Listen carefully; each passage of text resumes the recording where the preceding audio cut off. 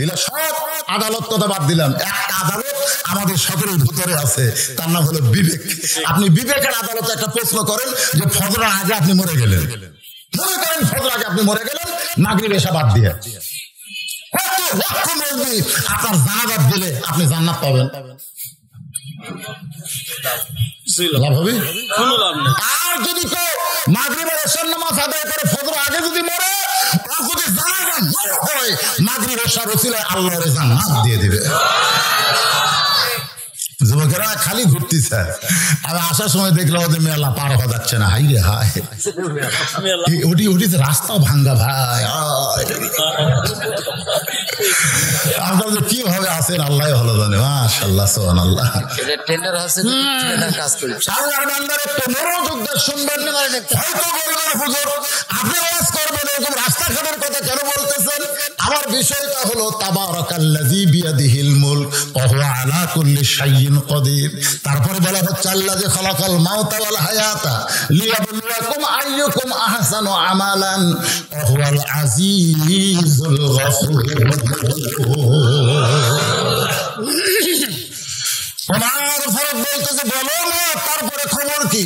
মেয়েটা বলতেছে আপনি রোম পারস্য দখল করার পরে আপনি আল্লাহর কোরআন দিয়ে রাষ্ট্র চালু করলেন, আপনি ঘোষণা করলেন কোরআন দিয়ে যখন কোন রাষ্ট্র চলবে ওই দেশের মধ্যে জেলখানার কোন দরকার নাই। ধরে কোন জেলখানা নাই, কারণ ডাইরেক্ট অ্যাকশন।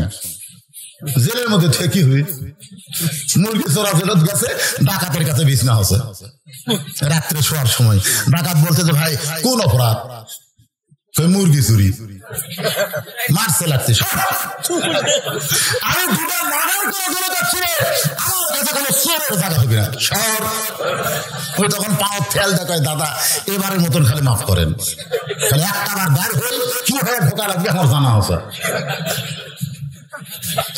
এই জন্য কোরআনের আইনে হলো ডাইরেক্ট অ্যাকশন। বলবেন কি অ্যাকশন?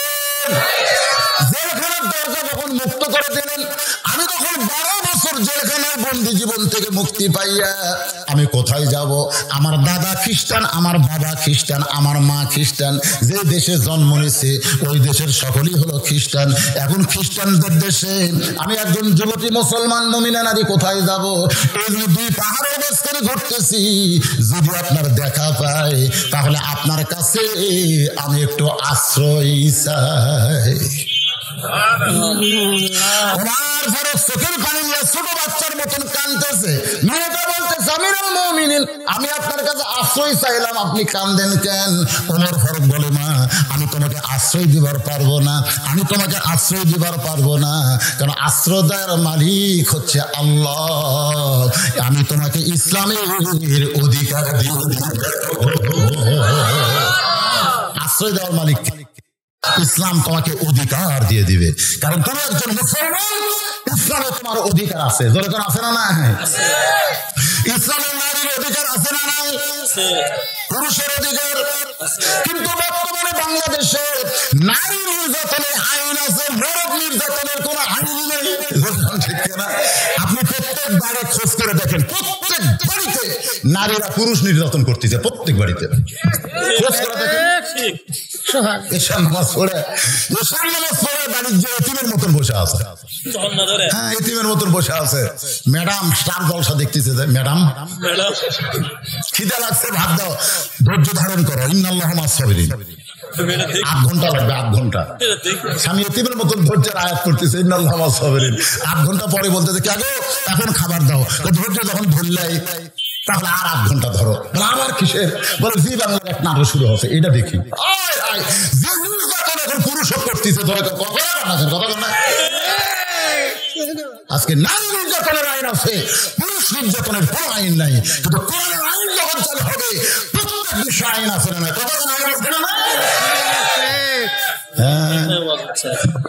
তাই তো কোরআন দেখালে আল্লাহ কোরআনে বলেছেন হুন্না লিবাসুল লাকুম ওয়া আনতুম লিবাসুল লাহুন্না।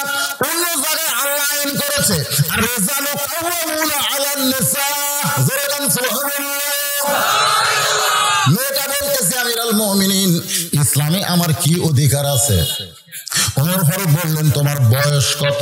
মেয়েটা বলতেছে আপনি হিসাব করে দেখেন 6 বছর বয়সে ঈমান, 12 বছর জেলখানা, তাহলে বয়স কত? আপনারা তো হিসাব করে বলেন তো কত? ওমর ফারুক বললেন 18 বছর একজন যৌবনা নারীর জন্য ইসলামের 1 নম্বর অধিকার হলো ভালো একটা ছেলের সঙ্গে তোমার বিয়ে বসা। কারণ একটা যুবতী মেয়েকে বিয়ে দেওয়ার পরে অক্সাইজ করা যাবে। জোরে কোন কথা ঠিক কিনা? কথা কয় না কেন? একটা যুবক ছেলেকে বিয়ে দেওয়ার পরে অক্সাইজ করা যাবে। আমার এলাকাতে কিছু আইডিয়া, কিছু বোক না, বুঝেন না, আইডিয়া বোক না, খালি দড়ি ছেড়ে, ধরে কোন কি ছেড়ে খালি দড়ি। একজন বলতেছে এত দড়ি কেনা যাবে না, লাকলি দে, লাকলি লাকের মধ্যে দিয়ে চিকন দড়ি যে ভেঙে দে, আর দড়ি ছিড়বি না। আয় হায়, একটা যুবক যে ধরতেছে ওইখানে বেতাল হয়ে ধরতেছে, অক্সাইজ করবে গেলে কি করা লাগবে? বিয়ে দেওয়া লাগবে। একটা যুবতী আগে অন্যায় এরকম করে দিত, অন্যায় এরকম করে দিলে আলহামদুলিল্লাহ, কিন্তু এখন সেই অন্যায় এই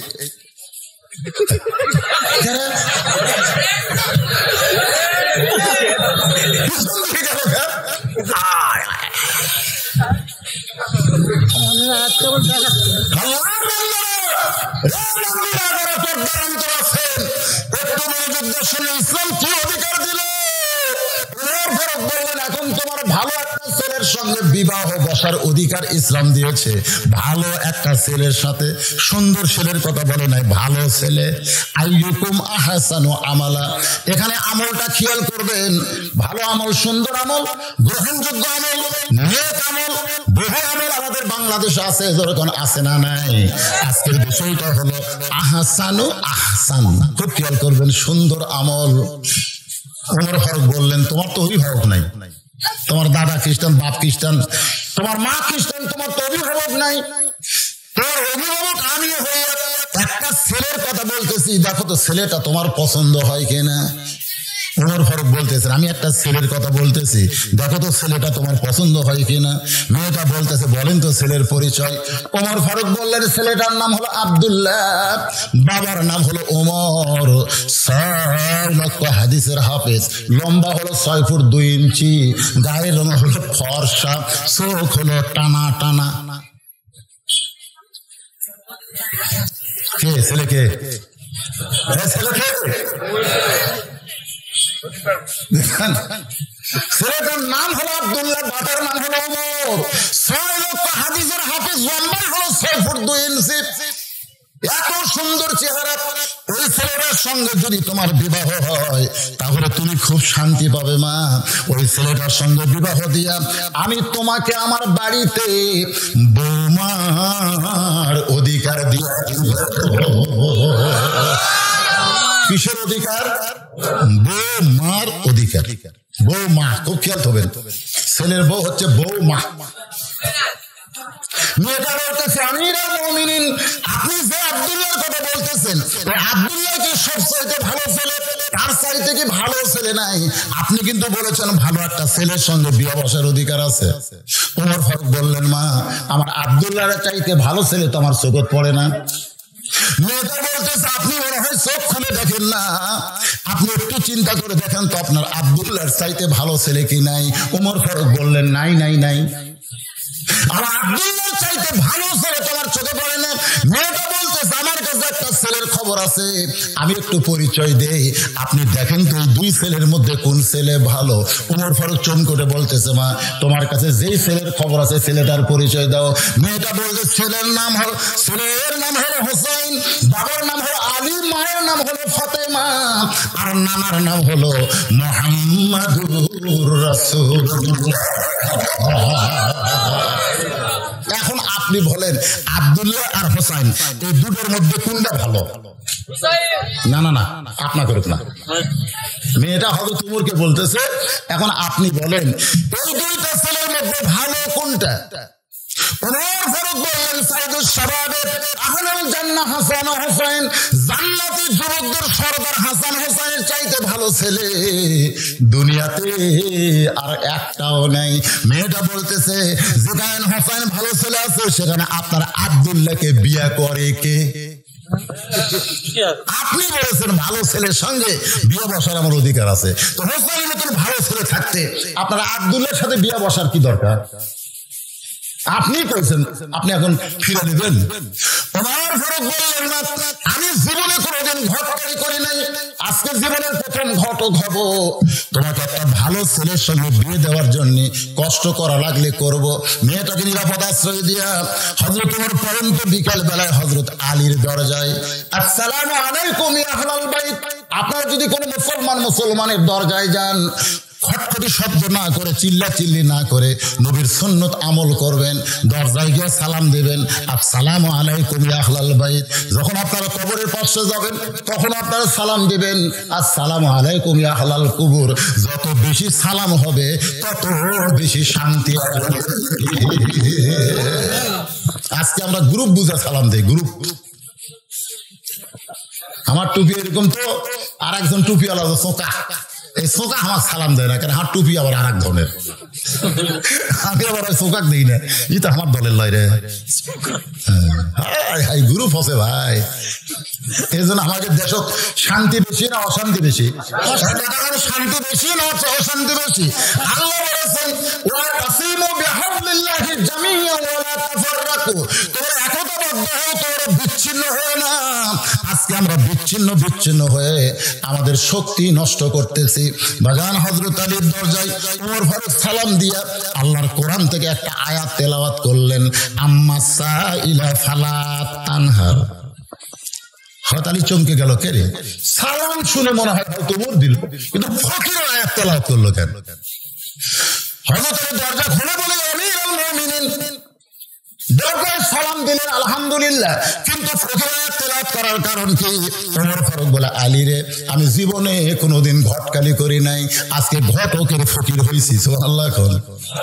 আলী রে, আমার ফিরে দেওয়া চলবে না, ফিরে দেওয়া চলবে না। আমি আজকে তোমার হোসেনের ব্যাপারে একটু ঘটকালি করতে চাই।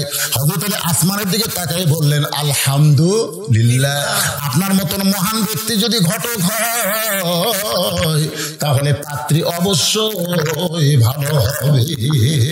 আপনারা বলেন তো, ঘটক যদি ভালো হয় পাত্রী কি হবে? এখান থেকে একটা ফতোয়া হলো, যখন কোরআন দিয়ে রাষ্ট্র চলবে তখন ঘটক আগে যাবে ছেলের বাড়িতে। জোরে বলেন, কার বাড়িতে? কোরআন দিয়ে যখন রাষ্ট্র চলবে কোন ঘটক মেয়ের বাড়িতে আগে যাবে না, আগে ছেলের বাড়িতে যায় বলবে মহারানা কত দিবেন। মহারানা আপনি জানেন ওই মেয়ে কোরআনের হাফেজ, আপনি জানেন ওই মেয়ে দাওরা পাস, আপনি জানেন ওই মেয়ে নাঙ্গি পর্দা আছে, নাঙ্গের পর্দা আছে, হর পর্দা আছে, মহারানা কত দিবেন? ছেলের বাপ বলতেছে 2 লাখ টাকা দিলে কেমন হয়? যাই মেয়ের বাপের তাই শুনি কি কয়। তো মেয়ের বাপ যাই বলতেছে, ছেলের বাপ তো 2 লাখ টাকা রাজি হয়েছে। 2 লাখ টাকা এমন তাড়া মারছে, ঘটক কাঁদতে কাঁদতে ছেলের বাপের কাছে বলতেছে, রাজি তো হয় না, কোরআনের আইন চলতেছে, মেয়েদের দাম আল্লাহ বাড়াই দিয়েছে, মহারণা বিয়ে করা লাগবে। জোরে কোন কথা ঠিক কিনা? আর শয়তানের আইন যখন চলবে তখন ঘটক যাবে মেয়ের বাপের কাছে, যাই বলবে কত দিবেন, কত দিবেন। গত বছরের ছেলের দাম কিন্তু 1.5 লাখ কষে, এখন আপনি কত দিবেন? মেয়ের বাপ কান্দের কয়, আল্লাহ এটা কোন দেশ রে? মনে ছেলের দিন দিন কুরবানি বাজারে আইডিয়া হচ্ছে, দাম বাড়তেছে, দাম বাড়তেছে। হযরত ওমর আগে কার বাড়িতে গেছে? ছেলের বাবার বাড়িতে বলতেছে, আমি হোসেন বাবার একটু ঘটকালি করবার চাই। আমি বলতেছেন, আপনার মতন মহান ব্যক্তি যখন ঘটক হয়েছে তাহলে পাত্রী অবশ্যই ভালো হবে। ওমর ফারুক বললেন, পাত্রীর গুণ হলো 6 বছর বয়সে ঈমান গ্রহণ করেছে, মারাত্মক গুণ হলো 12 বছর ঈমানের পরীক্ষা দিয়েছে, তার চাইতে মারাত্মক ভালো গুণ হলো সকালবেলা 3টা বিকালবেলা 3টা করে চাবুক খাইছে। এত নির্যাতনের পরও মেয়েটা ঈমান হারা হয় না। হযরত আলী বলতেছে, আমিরুল মুমিনিন, আমি মনে মনে হোসেনের জন্য মানে একটা বউ খুঁজতেছিলাম মনে মনে। আল্লাহ আমার আশা পুরা করছে। সুবহানাল্লাহ কর না কেন? কারণ দেখে শুনে বিয়ে করার লাগবে। আমি হাসানকে বিয়ে করাছি, বিয়ে করার পর থেকে আমার ছেলেটার খুব অশান্তি। হযরত হাসান রাদিয়াল্লাহু জীবনে কিন্তু অশান্তি বউয়ের কারণে। জোরে কোন কার কারণে? আর অন্য কোনো কারণ ছিল না, একটাই কারণ হলো বউ। আপনারা বলেন তো, হাসান রাদিয়াল্লাহু বউয়ের নাম কি? 2-1 কইছে, তাও জোরে কয় না। জাহিদার জীবনী পড়ছেন? বাংলাদেশি মেয়েকের মতোই এর কথা ওর কাছে, ওর কথা ওর কাছে গেলে পেঁয়াজ লাগাচ্ছে। এই জন্য হাসানকে একটু এমন বিয়ে করাতে চাই হাসানের মতন যেন কষ্ট না পায়। তোমার ফারুক বিন আলী রে, তাহলে আল্লাহ আমার ঘটকালি কবুল করেছে। বুকের মধ্যে নিয়ে যখন কোলাকুলি, এমন সময় হোসেন রাদিয়াল্লাহু বের হয়ে মুস্কি মুস্কি হাসার বলে, ও দুই মুরব্বী, আপনার যেভাবে কোলাকুলি করতেছেন মনে হয় বিয়ে আপনারাই করবেন। রাস্তা গেলে শয়তান 40 দিন যায় না, সেই উমরের সামনে এমন কথা, সঙ্গে সঙ্গে ওমর ফারুকের চেহারা রক্তের মতো লাল করে বলে, হোসাইন, আমরা দুইজন মুরব্বী মিলে যদি কোনো সিদ্ধান্ত নেই, তুমি কি সিদ্ধান্ত গ্রহণ করবে না? হোসেন বলতেছে, আপনার দুইজন মুরব্বী আমি জানি, কিন্তু আসল মুরব্বী হিসাবে কেবলমাত্র আমার নানাকেই শুধু মানি। হে রাসূল, আপনি বলেন, ইন কুনতুম তুহিব্বুনাল্লাহ ফাত্তাবিউনি। আর যাকে তাকে মুরব্বী মানা যাবে না। আমার পীর সাহেব আমল দিছে, আমার মুরব্বী আমল দিছে। হ্যাঁ, তোমার পীরের আমল, মুরব্বীর আমল, এগুলো তুমি পাইলা কোথায়? আমি যে চিশতিয়া সাবিরিয়া হুজুর, আমি যে কাদরিয়া তরিকা, আমি নকশবন্দির, এত তরিকা তোকে দিল রে। তরিকা একটাই, সেটা হলো নবীর তরিকা। জোরে বলেন, কার তো কথা কর না কেন? কার তরিকা? এত তরিকা কোথায় ভালি? এক এক তরিকা, এক এক জিকির। আপনার দেখছেন তরিকার জিকির? দেখছেন? আল্লাহর বান্দার একটু খেয়াল করবেন। হোসাইন বলতেছে, আপনার দুইজন মুরব্বী আমি জানি, আসল মুরব্বী হিসেবে কেবলমাত্র আমার নানাকেই শুধু মানি। আমার নানা ছাড়া কাউকে পুরোপুরি মানা যাবে, শুধুমাত্র একজনকে পুরোপুরি মানতে হবে। তিনি কে? আল্লাহর নবী। জোরে কান সুবহানাল্লাহ। আল্লাহ কোরআনে বলেছেন, মাতাকুম রাসূলু ফাখুযুহু ওয়া মা নাহাকুম আনহু ফান্তাহু। তোমার ফারুক বিন হোসেন কি বলবার চাও? হোসেন বলতেছে, আমি কয়েকদিন আগে স্বপ্ন দেখছি, স্বপ্নে দেখি আমার নানা ঘরের মধ্যে আরাম করতেছে। আমি হোসেন দরজায় গিয়ে বললাম, নানু ভাই, আমি একটু ঘরের মধ্যে ঢুকতে চাই। নানা ঘরের ভিতর থেকে বলে, হোসেন খবরদার ডিস্টার্ব করবি না, কারণ আমি জান্নাতে আরাম করতেছি, আমি এখন জান্নাতে আরাম করতেছি। আমি হোসেন চমকে গেলাম, ভাঙ্গা ঘরের মধ্যে নানা কথা কয়, আর নানা বলে জান্নাতে আরাম করি, এই জান্নাত আমাকে দেখতেই হবে। আমি জানলার পাশে গিয়ে একটা ছোট্ট ছিদ্র দিয়ে তাকায় দেখি আমার নানি উরাত বালিশ বানায় দিয়েছে। সেই উরাতে নানা মাথা দিয়ে শুয়ে আছে, নানি চুলের মধ্যে হাত দিয়ে বিলকি করতেছে। আমি রাগ করে বললাম, নানা ভাই, নানির উরাত বালিশ বানায় শুয়ে থাকলে কি জান্নাতে থাকা যায়? আল্লাহ নবী বলেন, হোসাইন তুই বুঝবি না, তোর নানির মতন বউ যদি কেউ ঘরে পায়, ওই ঘরটা আল্লাহর জান্নাত হয়ে যায়। আমি সেই দিন থেকে শপথ করছি, নানা যেমন বিয়ে করছেন, নানা ভাঙ্গা ঘর জান্নাত হচ্ছে। বিয়ে যদি করাই লাগে, নানার মতো বিয়ে করবো, নানার ভূত। ওই যাকে তাকে বিয়ে করা যাবে না, কারণ ভাবিয়া করিয়া কাজ করিয়া ভাবিও না। কোন কথা ঠিক কিনা? আগে চিন্তা ভাবনা করে তারপরে বিয়ে করবেন। যাকে তাকে বিয়ে করে পরে পোস্তান লাগবে ভাইরে, পোস্তান লাগবে না, পোস্তান লাগবে না। দুই একটা বুড়ে আসা কান দরকার, হুজুর হুজুর বাপ মায়ের খেদমতের ওয়াজ করবেন হুজুর। ছেলে আমার ভালোই ছিল, বিয়ের পরে খারাপ হলো। বিয়ের পরে খারাপ হওয়ার কারণ হলো তুমি যাত্রার সাথে বিয়ে করা লাগে। আমার এলাকায় ধাবের হাটে দুধের গরু কিনবে, দেখালে তলে দেখে, খালি তলে দেখে। দুধওয়ালা বলতে, কি দেখেন চাচা? বলে, দেখতেছি দুধ কেমন হবে। দেখা লাগবে না, মায়েরই 10-এর হয়, মায়েরই 10-এর হয়। তখন বলে, আর দেখবো না, মা যদি ভালো হয় তাও ভালো হবে। দুধের গরু কিনবে, যদি মিশিয়ে দেখে তারপরে মায়ের খবর শুনলে খুশি হয়। আপনি যে মেয়েকে ছেলে বিয়ে করাবেন, শুধু মেয়ে দেখলে হবে না, মেয়ের মা নানি পর্যন্ত দেখা লাগবে। হোসেন রাদিয়াল্লাহু বাবার সামনে দাঁড়ায় বলে, বাবা আপনি বলেন তো, আমার মা আপনার কেমন বউ? আমার মা আপনার কেমন বউ? আপনি যেমন ভালো বিয়ে করেছেন, আমার নানা যেমন ভালো বিয়ে করেছে, আমি হোসাইন তেমন একটা ভালো বিয়ে করতে চাই। ওমর ফারুক বলে, হোসাইন আমি যে মেয়ের ঘটকালি করতেছি ওই মেয়েটা অত্যন্ত ভালো বাবা, মেয়েটাকে বিয়ে করলে তোমার জীবন জান্নাত হয়ে যাবে।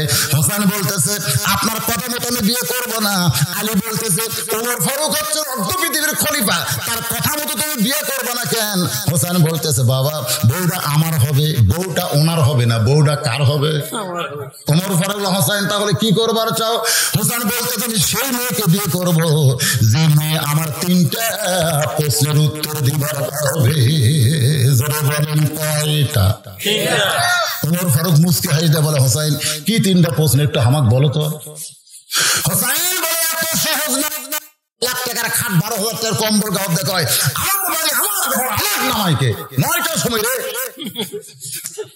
3টার সময় সামান্য একটা ভূমিকম্প খালি এরকম কাঁপতেছে। ওই 9টায় কি করলো আমার নামাইকে, আর 3টার সময় এত ফোর্সে নামছে কম্বলের মধ্যে লুঙ্গি খুলে আছে, ওটা পড়ারও তাল পায়নি। আপনারা কোন তো নামছে নামছে কেন আছে? তাই 9টার সময় যদি আমার নামাইকে 3টার সময় দেখছে না, আপনাকে ইমান কি কয়? আল্লাহ ঘুম পাড়তিছে ঘুম পাড়তিছে। হবিনা হুজুর হবিনা হুজুর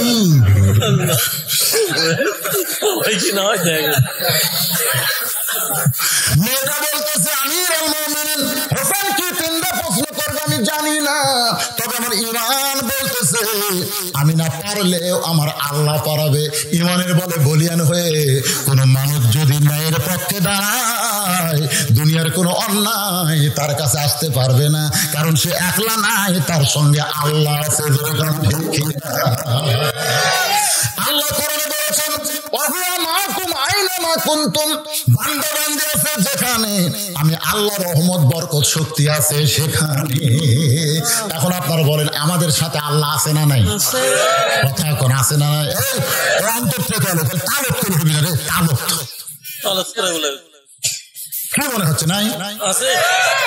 হ্যাঁ, একবার একটু চোখ বন্ধ করে চিন্তা করেন। নিরাপত্তা কর্মী, কিন্তু নিরাপত্তা কর্মী, আমার নিরাপত্তা কর্মী আছে বাড়ে সেই বেড়াই মশার কামড়ায় না, ঘুম পাড়তেছে। মিন শারিল ওয়াসওয়াসিল খান্নাস, নিরাপত্তা কর্মীর ভিতরকার ওয়াসওয়াসা যে বলতেছে খালি সবসময় দিলে এর মাথার বেড়ে তো তোর আর কোনো কাজ নাই, তোর বউ কান্দে সোল কান্দে তার কাজ যাবি না, এমন এক চাকরি পাচ্ছে খালি বেতন বেড়ে দিচ্ছে আর বেড়ে না, আমি বই বেতন আরো 5,000 বেড়ে দিন, সব ত্যাগ করে খালি নিরাপত্তা দিচ্ছে। যে ঘুমাচ্ছে তখন আর মন বলতেছে বেড়াবার যখন কোসে বাড়ি একটা মারমই, এত করে বাড়ি মারছে মাথার স্যান্ডি ফেটে মশা বলছে তুই বাঁচলাম ও বাঁচলাম। এখান তো বোঝা গেল নিরাপত্তা কর্মী থাকলে তো নিরাপত্তা থাকবে না যদি আল্লাহ তুলে নেই। আপনি কি খবর চাচ্ছেন? ইউক্রেনের প্রেসিডেন্ট সোলাস্কি না জোলাস্কি, ওর অবস্থা কি আজকে দেখছেন? আজকাল মুখ টুক সব শুকে গেছে, তোর না বহু কিছু অস্ত্র আছে। একটু মনোযোগ দেবেন। ফারুক চলে এসে হযরত আলীর বাড়িতে, আলী বলতে সেই মাত্র কানতে কানতে বলেন আবার কেন আইছেন? বলে তারিখ করবার চাই। হোসেন বলে কিসের তারিখ? বলে বিয়ের তারিখ না, তুমি যে 3টা প্রশ্ন করবা তার উত্তর দিবার পারবে কি পারবে না? আলী বলতেছে কেমনে উত্তর দিবে? সেই প্রশ্ন আপনি জানেন না, আমিও জানি না, সেই প্রশ্নের উত্তর মেয়েটা কেমনে দেবে? ওমর ফারুক বলে আলী ভাই, কারণ তুমি অত্যন্ত জ্ঞানী, তুমি অত্যন্ত জ্ঞানী, তোমার কানটা আমার মুখের কাছে দাও, আমি একটু ফিস ফিস করে বলি। ওমর ফারুক আলীর কানে বলতেছে, মেয়েটা বলতেছে আমার ইমান বলতেছে আমি না পারলো আল্লাহ পড়াবে। আলী বলতেছে ইমানের প্রতি যে বিশ্বাস করে কাজ করে সে তখন একলা থাকে না, তার সঙ্গে আমার আল্লাহ থাকে। নির্দিষ্ট তারিখ মোতাবেক বাগানে মনোযোগ দেবেন। ডান পাশে হযরত ওমর বসে গেছে, বাম পাশে হযরত আলী, আর মাঝখানে হোসাইন। সামনে একটা চাদর দেওয়া হয়েছে, সামনে একটা কি দিছে? চাদরের ওই পারে 18 বছরের মেয়েটাকে বসানো হয়েছে। ডান পাশে যিনি বসেছেন তার নাম হলো হযরত ওমর, বাম পাশে বসেছে হযরত আলী, আর মাঝখানে হোসেন। সামনে একটা চাদর, চাদরের ওই পারি দেওয়া হয়েছে ওই 18 বছরের মেয়েটাকে বসতে। এখন যদি আপনাদেরকে বলে সামনে চাদর দেওয়ার কারণ কি? চাদর টাইয়া দেয়নি, চাদর টাঙ্গে দিছে। সামনে চাদর দেওয়ার কারণ কি?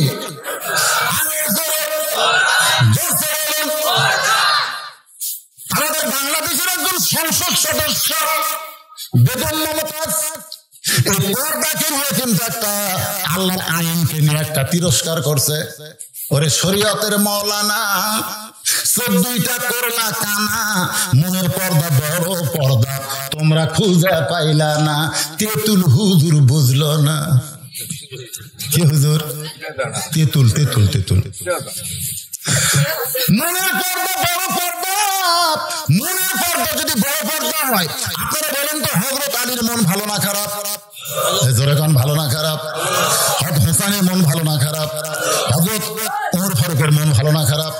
তার সামনে পর্দাকে বুঝাইছে মনের পর্দা পর্দা নয়, পর্দা হলো আল্লাহর আইন। এখন সরকার কিন্তু ইফটিজিং এর অপরাধে মেয়ে ধরে না, ছেলে ধরে। এটা কি নির্যাতন দেখছেন? কি নির্যাতন?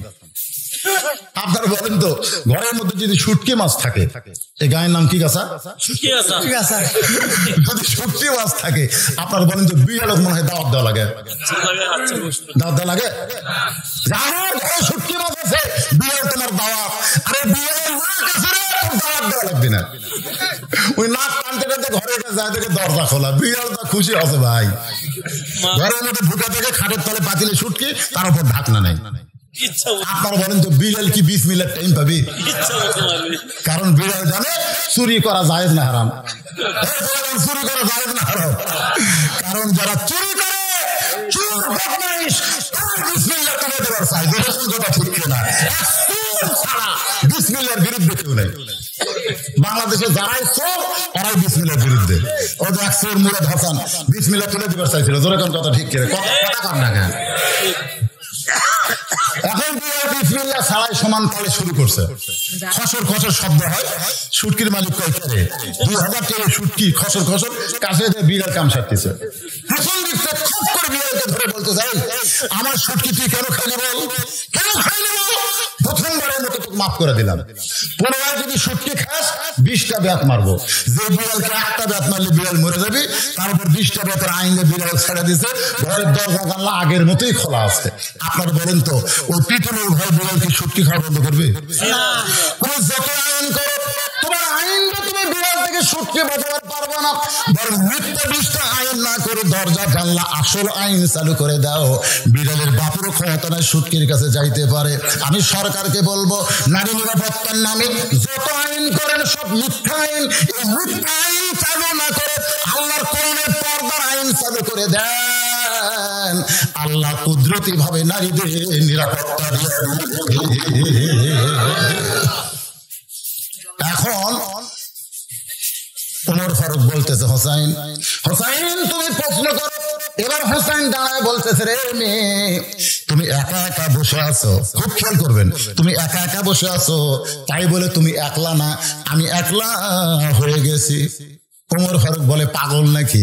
তোমার ডান পাশে আমি বসে আছি, বাম পাশে তোমার বাবা বসে আছে, তুমি একলা কেমনে হলে? হোসেন বলে, আমার দুই পাশে দুইজন মহামানব বসে আছে দেহ নিয়ে, কিন্তু মনে মনে তোমার পক্ষ নিয়েছে।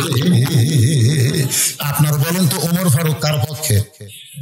হযরত আলী কার পক্ষে? কিন্তু বসে আছে কোন সাইডে? আজকে আমাদের বাংলাদেশে নির্বাচন যেরকম কি নির্বাচন কমিশনার নিরপেক্ষ। একজন বলতেছে ভাষণে, নির্বাচন কমিশনার নিরপেক্ষ একটা পদ। আর মনে মনে পেলাম বসে আছে চেয়ারে, কিন্তু মনে মনে একটা দলের পক্ষ নিচে। কথা ঠিক না? নিরপেক্ষ কোনো আল্লাহ নয়। আপনি আল্লাহর সেবক দেখেন, আল্লাহ নিরপেক্ষ না। আল্লাহ ভালোর পক্ষ, খারাপের বিপক্ষে। তোরকম কথা ঠিক কিনা? আল্লাহ যদি নিরপেক্ষ না হয়, নিরপেক্ষ শব্দ তো চলবি না রে ভাই। 50 বছর পরে এবার একটা নিরপেক্ষ হচ্ছে, সেটা হলো হিজরা চেয়ারম্যান। একটাই হলো নিরপেক্ষ, তার নাম হলো হিজরা। ওই পুরুষের পক্ষেও নেই, ওই মেয়ে মানুষের পক্ষেও নেই, ওই হলো মাঝখানে আছে। কথা ঠিক কিনা? আজকে যারা বলে আমি নিরপেক্ষ, বুঝবেন ওই হিজরা। নিরপেক্ষ মানে কি? নিরপেক্ষ মানে কি? কারো পক্ষ হয়ে লাগবে, নিরপেক্ষ নাই। মেয়েটার পক্ষে, হঠাৎ মনে মনে কার পক্ষে? ওই মেয়েটার পক্ষে। কিন্তু বসে আছে হোসেনের কাছে, তার মানে বোঝা গেল হোসেনের কাছে বসে থাকলে হবে না। দেহ আর মন যার পক্ষে, তিনি হলেন প্রকৃত পক্ষে। আমার হোসেন, এখন তুমি প্রশ্ন শুরু করে দাও। এবার প্রশ্ন শুরু হবে, কয়টা? যে বলেন কয়টা? এক নম্বর প্রশ্ন হলো, হোসেন মেয়েকে বলতেছে, রে মেয়ে, এক নম্বর প্রশ্ন হলো, আমার মাকে তুমি জানো আমি কোন মায়ের সন্তান? সঙ্গে সঙ্গে হয়তো চমকে উঠছে, কে রে ছেলে আমার সাথে আসলো আর বাপের কথা না কয়ে মায়ের কথা কয়। মারাত্মক কথা। বাবা আনন্দে মাতিয়া সাগরে ভাসাইয়া সেই যে চলে যায় খবর লয় না, মাজন ধরিয়া ধরে কত কষ্ট করে, 10 মাস পরে পায় প্রসবের বেদনা, এমন দরদে ভাবে কেউ হবে না আমার মা গো। আপনারা বলেন তো, সন্তান ভালো না মন্দ এটা বলতে পারবে কে? আরো জোরে জোরসে বলেন। বাবার কোনো ক্ষমতা নাই, বাবা কি করে? বাবার কাম কি? বাবা ও যে আনন্দ করে ভিতরে সাগরে ঢোকা দিয়ে হয়ে যে চলে গেছে, আর বাপের কোনো খোঁজ আছে? নাই নাই। এই জন্য মায়ের কথা ইসলাম 3 বার বলেছে। মায়ের পায়ের তলে সন্তানের জান্নাত বলেছে। বলেন সুবহানাল্লাহ। হুসাইন বলতেছে, আমার মাকে তুমি জানো আমি কোন মায়ের সন্তান? আমি কোন মায়ের সন্তান তুমি কি জানো? সঙ্গে সঙ্গে মেয়েটা পর্দার ওপার থেকে বলে, হুসাইন আমি আপনার মাকে চিনি। ওমর ফারুক জিব্বাত কি কয় রে?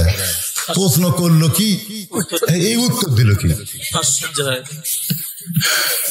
মেয়েটা বলে, হুসাইন আপনার মাকে আমি চিনি। সঙ্গে সঙ্গে ওমর ফারুক জিব্বাত কামড় খাইছে, আর হযরত আলীর চোখ দিয়ে দর দর করে পানি পড়তেছে। ওমর ফারুক জিব্বাত কামড় খাওয়ার কারণ হলো, হোসেনের মাকে চিনবি কেমনে? কারণ হোসেনের মা তো পাড়া বেড়ানি মেয়ে মানুষ না। পাড়া যে মানুষ মেয়ে মানুষ বেড়ায় তাকে সবাই চিনে। যেরকম কথা ঠিক কথা। 3-4 যুবক খাটের উপর বসে বা শাকের উপর বসে গল্প করতেছে, আচ্ছা আমাদের পাড়ার মধ্যে সবচাইতে সুন্দরী বউ কার? না না বলতেছে সবচাইতে সুন্দরী বউ কার? তখন বলতেছে অমুকের বউ রে, আমি কয়েকবার দেখছি খুব সুন্দর। আর তুই কি দেখছিস? অমুকের বউ সুন্দর। আপনারা বলেন তো, যে কয়েকজনের বউ ওরা সুন্দর সুন্দর বলে গল্প করতেছে, ওই কয়েকজন বউয়ের স্বামী জান্নাতে যাবে? আপনি কাগজে লেখালেন ওরা জান্নাতে যাবে না। আপনার সুন্দর এটা পাড়ার যুবকেরা কেমনে জানে? তার মানে বোঝা গেল আপনার বউ খেলে আপনারা একলাম না, ওরা ডিউটি করে বেড়ায়। কথা বলে কেন?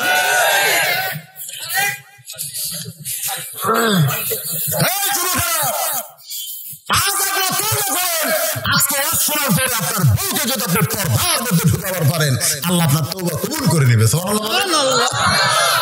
পারবেন না? সবাই মিলে খাওয়ার, একলা খাওয়ার মধ্যে কম বেশি আছে না? জলকান আছে না? নাই। আজকে যত যুবক বিয়ে করেনি ওদের স্বপ্ন দোষ হয়। ওরা কি পরীর সাথে করে? ওরা পর্দার ভিতরেই যে কোনো 2-1টা স্বপ্নে ওর কাছে আসে। যুবককে প্রশ্ন করে দেখেন, কোন পর্দানিশী মেয়ের সাথে ওদের স্বপ্ন দোষ হয় না। কারণ পর্দানিশী নারীকে আল্লাহ কুদরত দিয়ে হেফাজত করে। জলকান সুবহানাল্লাহ। জিব্বাত কামড় খাইছে, হযরত আলী চোখটা দর দর করে পানি পড়তেছে। এমন সময় মেয়েটা অনেকক্ষণ পরে বলতেছে, হুসাইন আপনি প্রশ্ন করলেন, আমি উত্তর দিলাম, হলো কি হলো না? 3 বিচারকের একটা বিচারক কথা কন না। আপনি প্রশ্ন করলেন আমার মাকে জানো, আমি উত্তর দিলাম চিনি। হয়েছে কি হয় নাই কিছু বলেন তো? বলে কেমনে হবে মা? কারণ তুমি কোন জেলখানায় বন্দী ছিলে? রোমের জেলখানায়। তুমি 6 বছর বয়সে ঈমান গ্রহণ করছো রোমে, তুমি জেলখানায় বন্দী ছিলে।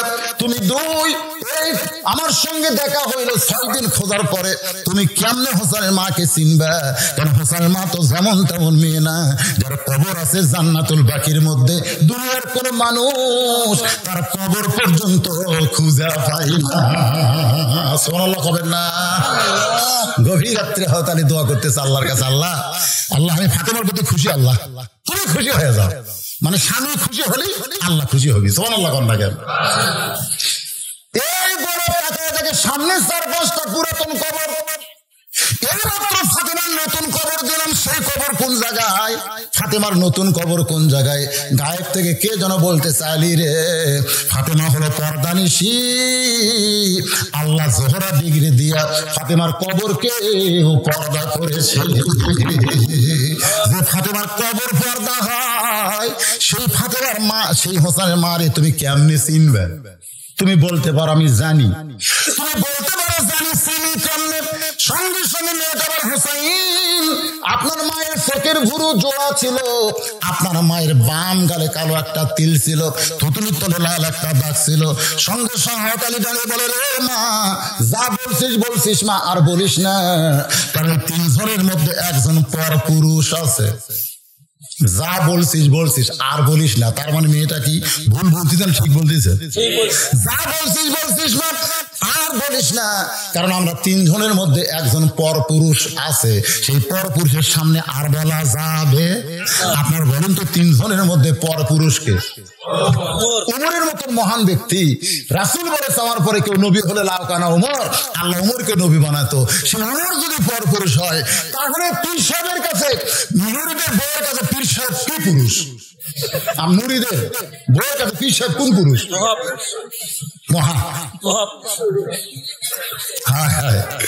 একটা দয়াল বাবাকে ফেসবুকে এখন সব দেখা যায়, মেয়েরা যায় পীর সাহেব চাপে ধরে আমার বাবা, ওর বাবা আবার লাগে এছাড়া বরকত দিচ্ছে। আসতেছেন যখন বাংলার জন্য চালু হবে, একটা রাস্তা না বাংলার জন্য এই জন্য পীরেরা কিন্তু ইসলাম আন্দোলনের বিরুদ্ধে চারণ করে। সর্বসাকুল্যে 3 দল করে, যেরকম কয় দল? একটা দল হলো রাষ্ট্রশক্তি, একটা দল হলো পুঁজিবাদী, আর একটা হলো ধর্ম নিয়ে যারা ব্যবসা করে। এই 3 দল সবসময় আল্লাহর কোরআন আইন যেন চালু না হয় এই ব্যবস্থা করতেছে। রাষ্ট্রশক্তি জানে যে কোরআন আইন চালু হলে আমাকে ব্যবসাগিরি চলবি না, যেরকম কথা কন না। কোরআন আইন চালু হলে 70-2.5 টাকা যাকাত দেওয়া লাগবে, পুঁজিবাদীর টাকা কমে যাবে, এই মনে করে ওরাও কোরআন আইনের বিরুদ্ধে চারণ করতেছে। আর এক দল হলো ধর্ম নিয়ে যারা ব্যবসা করে, জোরে কোন কি করে? আমাদের বাংলাদেশে এরকম 3টা দল আছে না নাই?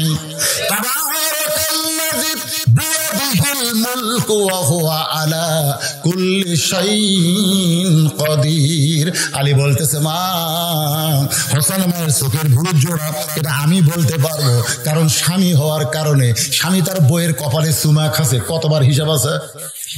আচ্ছা আমি যদি আমার বইয়ের কপালে চুমা খাই, তাহলে বইয়ের ভুরু জোড়া না আমি জানি না? কথা কেন আমি জানি কি জানি না? আমি বলতে হোসেন মা ফাতেমার চোখের ভুরু জোড়া এটা আমি বলতে পারবো, তার বাম গালে তিল হোসেন বলতে পারে, থুতুনির তলে দাগ আল্লাহ নবী বলতে পারে। কিন্তু রোমের দেশের জেলখানায় বন্দি থাকা মেয়ে তুমি কেমনে বললো মা? তুমি কেমনে বললে? মেয়েটা বলতেছে, মুরব্বী ওই রোমের জেলখানায় সকালবেলা শেরদিল কারারক্ষী আমাকে যখন 3টা চাবুক মারে, বিকালবেলা যখন 3টা চাবুক মারে, এই চাবুক মারতে মারতে এক সময় আমাকে দুর্বল করে দেয়। ওই দুর্বল অবস্থায় আমি একদিন রাত করে বলেছিলাম, আল্লাহ তুমি আছো আসমানে, তোমার নবী আছে মদিনায়, এই রোমের জেলখানায় আমাকে দেখার মতন কেউ নাই। আল্লাহ রে, এত নির্যাতনকে সহ্য করা যায়? এরকম যখন বিরক্ত হয়ে আমি আল্লাহকে বলতেছি তুমি আসমানে আর নবী মদিনায়, কাঁদতে কাঁদতে দিবসের স্পর্শ পরে দেখি আমার শিয়রের পাশে নূরের একটা পুতুলি বসে বসে আমার মাথায় হাত বুলায় আর কাঁদতেছে। আমি বললাম, কে গো আপনি? জান্নাতের হুরি না বেহেশতের পরী? এইভাবে আমার শিয়রের পাশে কাঁদেন কেন? আমাকে বলতেছে, মা আমি জান্নাতের হুরিও না বেহেশতের পরীও না, আমি হলাম জগৎ বিখ্যাত মা ফাতেমা। আজকে স্বপ্নে তোমার সান্ত্বনা দিবার চাই। মেয়েটা কান্দে বলে, হোসেন। আমি তখন তার শুধু মুখের দিকে তাকায় দেখতে পেয়েছি তার চোখের ভুরু জোড়া বাম কালে একটা তিল ছিল, পুতুলের তলে লাল একটা দাগ দেখতে পাই। হোসেন চিল্লায় বলে, 1 নম্বর প্রশ্নের উত্তর যেমন আশা করেছিলাম তার চাইতে 100 গুণ তুমি সুন্দর দিয়েছ। ওমর ফারুক বলে, আলী ভাই আমার ঘটকালে আল্লাহ কবুল করছে। হোসেনকে এত সহজ না, এত সহজ। একটার উত্তর দিলে বিয়ে, একটার উত্তর সবাই পারবে।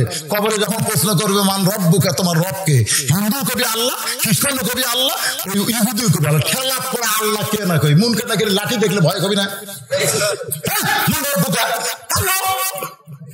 মানে ঠেলা করলে হিন্দুরা আল্লাহ কয়, কয় না ভাই? কয় না? আপনার করছেন যখন আসমানে ঝড় ওঠে সেই রকম পাথর শিলা বেশি হিন্দুরা কিন্তু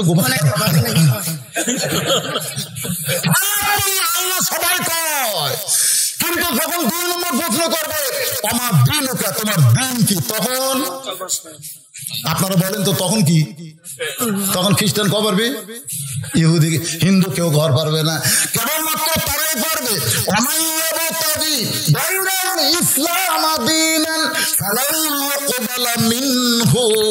একমাত্র মুসলমান ছাড়া 2 নম্বর প্রশ্নের উত্তর কেউ দিবার পারবে না। আমরা মুসলমান হয়ে লাভ না লস? এখন মুনকির নাকির বলবে আমার নাবিউকা, তোমার নবীকে। আমরা সবাই পারবো নাকি?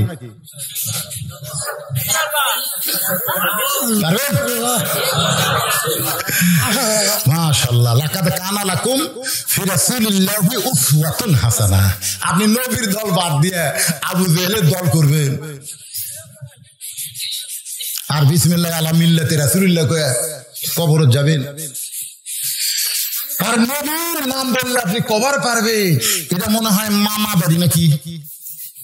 পারবেন কি পারবেন না? একটু মনোযোগ আলোচনা শুনলেই বুঝতে পারবেন। আল্লাহ কোরআনে বলতেছেন লিয়াবলুয়াকুম আইয়ুকুম আহসানু আমালা, তোমাদেরকে পরীক্ষা করা হবে সুন্দর আমলের। এবার ওমর ফারুক বলে হাসাইন 2 নম্বর প্রশ্ন করো। তুমি যে 3টা প্রশ্ন করলে উত্তর দিবার পারলে মেয়েটাকে বিয়ে করবা, এখন তুমি 2 নম্বর প্রশ্ন করো। এবার হাসান বলতেছে রে মেয়ে, আমার 2 নম্বর প্রশ্ন হলো, একটু মনোযোগ দিয়ে শুনবেন না, বিরক্ত হচ্ছেন?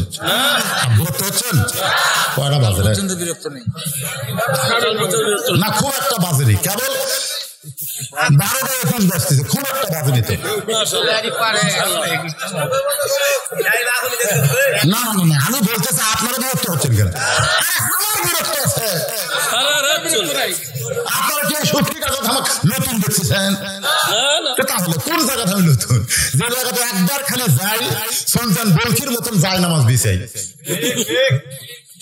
যেটি ধরে সেটা আর ছাড়ে না। কিন্তু আমাকে মনে হয় ছাড়া লাগবে, কারণ 34 বছর ওয়াজের বয়স হয়েছে। ডাক্তার আমারে কইছে আপনার যে ডায়াবেটিস 1 ঘন্টা পর পর পেশাব করা লাগবে, 1 ঘন্টা পর পর। আমি এখন চিন্তা করতেছি 1 ঘন্টা পর যদি সবদিক বাইক দিয়ে কই পেশাব করবার গেলাম, আজকে যদি 10 মিনিট দেরি হয় মানুষকে ওয়াজ শুনবি তাই। কারণ যখন ওয়াজ করি তখন আমার এই চাপ পড়ে নিচের দিকে, আর পেশাব আজকে ওয়াজ করলে ডাক্তার কইছে আপনার কিডনি ড্যামেজ হবে, কিডনি। এখন তো আমি বিপদ পড়ে গেলাম, হয় ওয়াজ বন্ধ না 1 ঘন্টা পর পর, কোনটা করি? না মনে কষ্ট নিয়েন না বাজান। 2 নম্বর প্রশ্ন হলো 6 বছর বয়সে, মারাত্মক প্রশ্ন। 6 বছর বয়সে ইমানটা তুমি কেমনে পাইছো? তোমার দাদা খ্রিস্টান, তোমার বাবা খ্রিস্টান, তোমার মা খ্রিস্টান, ওই রোম দেশের সবাই খ্রিস্টান, তুমি তো 6 বছর বয়সে ইমান গ্রহণ করেছো। আমার প্রশ্ন হলো ইমানটা তুমি কেমনে পাইছো? ইমানটা কেমনে পাইছো? আমরা বাংলার মুসলমান, যদি আমাদেরকে প্রশ্ন করা হয় আপনার ইমান কেমনে পাইছেন, উত্তরে কি করবেন? আমরা যে মুমিন মুসলমান দাবি করতেছি, যদি প্রশ্ন করা হয় ইমান কেমনে পাইছেন, উত্তর কি? আমার কথা কি বুঝতেছেন না? কি উত্তর দেবেন? বাপ দাদা। ও ডাক্তারের ছেলে ডাক্তার হয়, ডাক্তারের ছেলে লেখাপড়া না করে ডাক্তার হবে, ইঞ্জিনিয়ার ছেলে ইঞ্জিনিয়ার লেখাপড়া না করলে যেমন ইঞ্জিনিয়ার হয় না। বাবা দাদা মুসলমান, আপনি মুসলমান হতে পারবেন না, কারণ আপনার বাবা দাদা সত্যি কথা বলেছে, এরকম মোবাইল ফেসবুক তারা পায়নি। যখন কথা ঠিক কিনা? আপনি এমন একটা যুগে আইছেন, যুবকেরা একটু মনোযোগ দিয়ে কথাগুলো শোনো বাজান। এবার হোসেন বলে 6 বছর বয়সে তোর ইমানটা কেমনে পাইলা?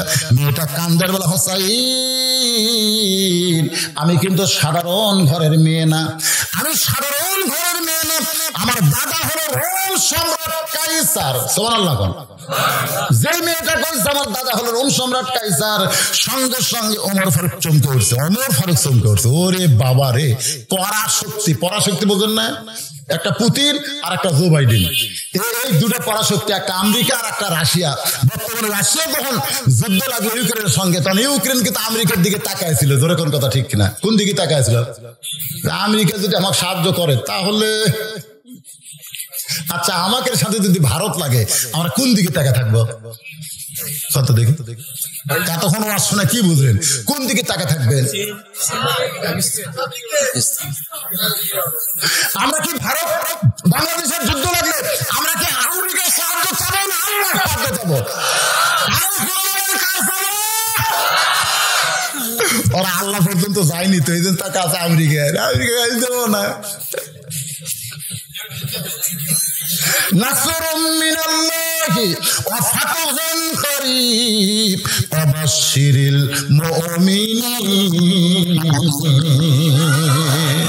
আপনারা বলেন তো মুমিনদের জন্য আল্লাহর সাহায্য আছে না নাই?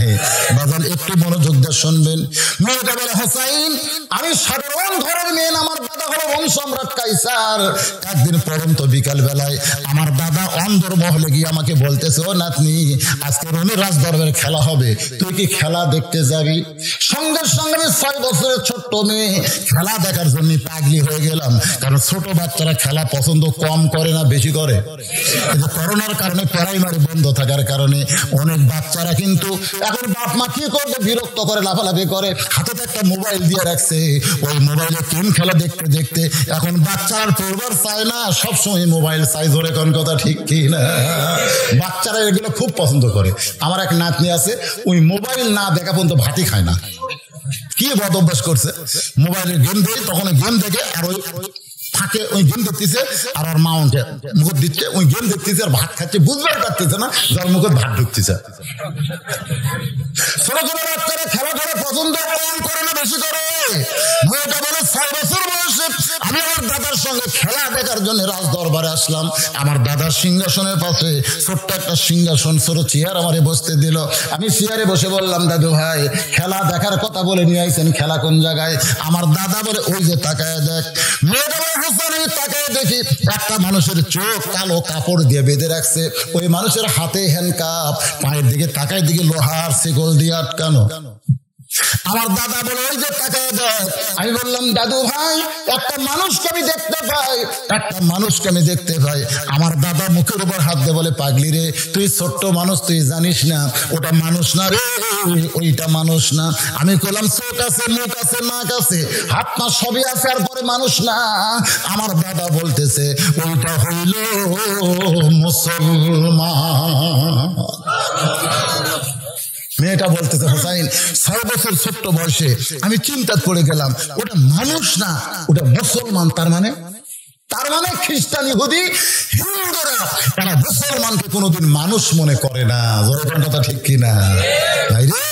যদি হিন্দুরা আমাদের প্রতিবেশী আমাদেরকে মানুষ মনে করত, তাহলে 400 বছরের পুরাতন বাবরি মসজিদ ভাঙ্গার পারত না। জোরের কথা ঠিক কিনা?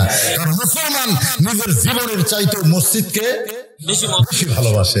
তাহলে একটা বাবরি মসজিদ ভাঙ্গে বাংলাদেশের মুসলমান কি খুশি হতে না কলজা টাকার পথে? তাহলে তোমরা পাকিস্তানের বিরুদ্ধে যুদ্ধ করে আমাদের দেশ স্বাধীন করে দিলে, সেই মুসলমানের মসজিদ ভাঙ্গে তোমরা গুড়া করে দিলে। এখান থেকে প্রমাণ হলো হিন্দু, খ্রিস্টান, ইহুদি মুসলমানকে মানুষ মনে করে না, এরা মুসলমানকে আলাদা একটা জাত মনে করে। জোরে কোন কথা ঠিক কিনা? মেয়েটা বলে, হোসাইন আমি আমার দাদাকে বললাম, দাদু ভাই ওই মুসলমানকে নিয়ে আপনি কি খেলা খেলবেন? আমার দাদা বলতেছে, ওই যে তাকায় দেখ। আমি তখন তাকায় দেখি একটা চুলার মধ্যে দাউ দাউ করে আগুন জ্বলতেছে, ওই চুলার উপরে বিশাল একটা ডেকসি, মনে মনে তেল।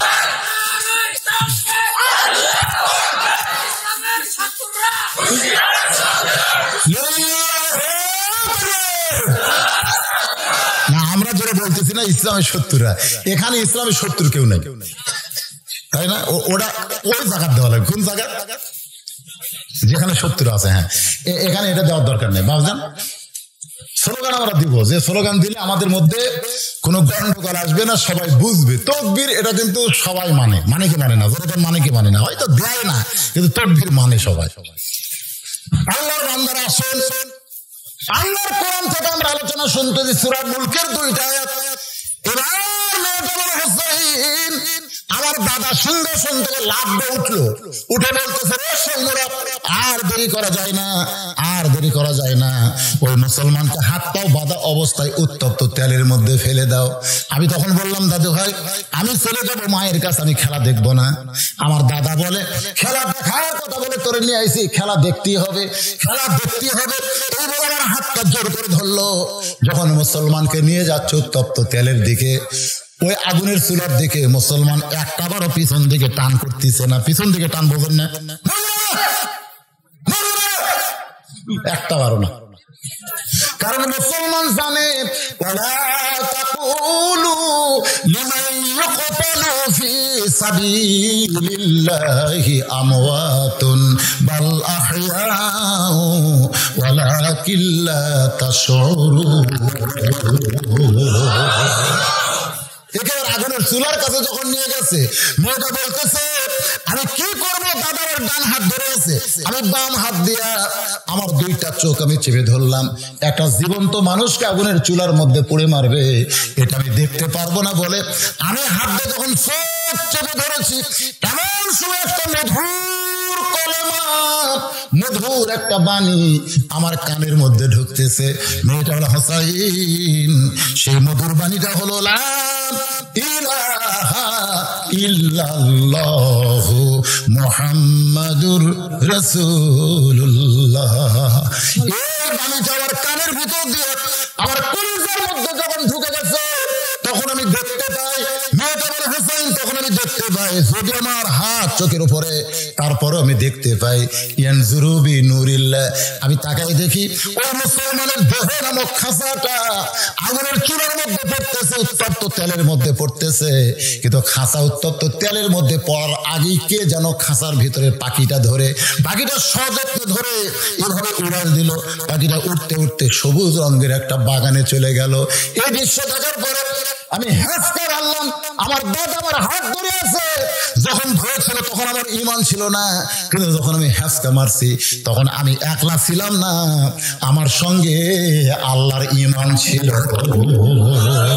আমার দাদার হাত খুলে গেল, তার মানে কি ঈমানের একটা আলাদা শক্তি আছে না নাই? আরে 6 বছরের ছোট্ট মেয়ে ঘরের মধ্যে গিয়ে বললাম লা ইলাহা ইল্লাল্লাহ মুহাম্মদ রাসূলুল্লাহ। আমার মা বলতেছে তুই না খেলা দেখতে গেলি, খেলা দেখতে গিয়ে এই মুসলমানের কলমা তুই কোথায় পাইলি? এই কলমা খবরদার মুখে আনিস না, এই কলমা শুনলে তোর দাদা তোর বাপ তোকে হত্যা করবে। আমি তখন বললাম মা, এই কলমাওয়ালারা কোনদিন মরে না। সুবহানাল্লাহ কবেন না? এই কলমাওয়ালারা কোনদিন মরে না। আমি এক দৌড়ে গেলাম, গিয়ে দেখি দাদা আমার শাহবাগের মিছিল করতেছে। শাহবাগের মিছিল, জোরে কোন কিসের মিছিল? শাহবাগের মিছিল বোঝেন না? শাহবাগের মিছিল করতেছে, সমস্ত সৈন্যদের নিয়ে আনন্দ মিছিল করে বলতেছে মুসলমান পুরা ছাই হয়ে গেল, মুসলমান পুরা ছাই হয়ে গেল। আমি সামনে গিয়ে দাঁড়ালাম, দাদা বলতেছে ওই যে তাকায় দেখ মুসলমান পুরা ছাই হয়ে গেছে। আমি তখন বললাম দাদা তোমরা দেখতেছো মুসলমান পুরা ছাই হয়ে গেছে, কিন্তু আল্লাহ আমারে দেখাইছে মুসলমান এখন জান্নাতে ঘুরে। আমার দাদা চিল্লায় বলছে আমার নাতি হয়ে ওই মরা মুসলমানের পক্ষে কেন কথা বলতেছিস? আমি তখন বললাম দাদা ওই মুসলমানকে যখন তুমি হত্যা করেছো তখনই আমি ঈমান গ্রহণ করেছি। আমার দাদা মাথার চুল টেনে বলতেছে এটা কোন জাতিরে, একটা মরে আর একটা তৈরি করে দেয়। সুবহানাল্লাহ। আসলে গোটা বিশ্বে যতই চেষ্টা করো তোমরা মুসলমানকে শেষ করতে পারবা না। একটা মুসলমান মারবা 10টা মুসলমান হবে, ধরে কোন কথা ঠিক কি না? আপনারা বলেন তো প্রতিদিন ভারতে কত হিন্দু মুসলমান হচ্ছে আপনি জানেন? প্রতিদিন আমেরিকায় এই করোনা আসার পরে কত খ্রিস্টান মুসলমান হয়েছে। খ্রিস্টানরা পরীক্ষা করে দেখেছে আমেরিকায় মুসলমানদের করোনা মৃত্যু কম, খালি খ্রিস্টানরা মরতেছে, ইহুদিরা মরতেছে। বাজান গো একটু মনোযোগ দিবেন, প্রতিদিন কত কত মানুষ মুসলমান হচ্ছে। আবার আমরা জন্মের দিক দিয়ে 1 নম্বর, জোরে কোন কথা ঠিক কিনা? প্রতিদিন মুসলমানের ঘরে সন্তান জন্ম নিচ্ছে কিনা? আল্লাহর বান্দারে মেয়েটা বলতে হোসাইন এইভাবে 6 বছর বয়স আমি ঈমান গ্রহণ করেছি। হোসাইন চিল্লা বলতেছে যেমন আশা করেছিলাম তার চাইতে তুমি 1000 গুণ সুন্দর দিয়েছ। ওমর ফারুক বলতেছে আলী ভাই আমার ঘটকাল আল্লাহ কবুল করছে, এই ব্যাপারে এখন টেনশন নাই। হোসেন বলতেছে এত সহজ না, এত সহজ না, 3 প্রশ্নের উত্তর না দিলে আমি বিবাহ। এখন হোসেন 3য় প্রশ্ন করবে, 3য় প্রশ্ন করার পরে মেয়েটা উত্তর দিবার পারবে কি পারবে না? যদি উত্তর দেয় তাহলে বিবাহ হবে। এই বিবাহ পর্যন্ত আর শুনবো লিয়াবলুয়াকুম আইয়ুকুম আহসানু আমালা। কারা কারা রাজি? আল্লাহকে একটু হাত দেখান, যারা যারা রাজি। যারা যারা আছে তারা রাজি, হাত টান করে, হাত টান করে। হ্যাঁ আচ্ছা হাত নামান। লিমা তাকুলু মালা কাঁচা আলু।